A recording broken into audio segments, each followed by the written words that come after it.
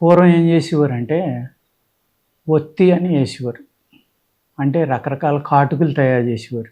ఈ ఆముదంతోటి కాటుక చేయటం వల్ల ఏమవుతుందంటే దాంట్లో ఒక అంటే రేచనం అంటే మనకి ఏదైతే మోషన్స్ అవుతాయో అంటే శరీరంలో ఉన్న మలాన్ని బయటికి పంపేస్తుంది అది రాసుకున్న తాగిన. ఎప్పుడైతే ఆ కాటుకు మనం రాసామో కంటిలో ఉన్న మలం అంటే చెడు సెల్స్ కానీ ఇంకోటి కానీ ఉంటాయి కదా, పుసిలు కడతాయి కదండి, అటువంటివన్నీ విష పదార్థాలని బయటికి పంపేసి కళ్ళు మంచి కాంతి వచ్చేలాగా ఆ కాటుక అనేది అద్భుతంగా చిన్నతనంలో 2-3 ఏళ్ళు పెట్టేవారండి. ఇప్పుడు కాటుక పెట్టడం కూడా మానేసాం మనం.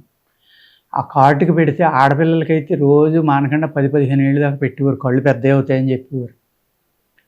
అయ్యుండొచ్చు, లేకపోతే ఆ నలుపు గీత ఉండటం వల్ల కళ్ళు అందంగా కనపడతాయని. అటు బ్యూటీకి పనిచేస్తుంది, కంటి చూపు పెరుగుతుంది, కండ్లు చాలా ఆరోగ్యంగా తయారవుతాయి. ఇన్ని రకాలైన ఉపయోగాలు ఆ కాటుక వల్ల ఉండేయండి.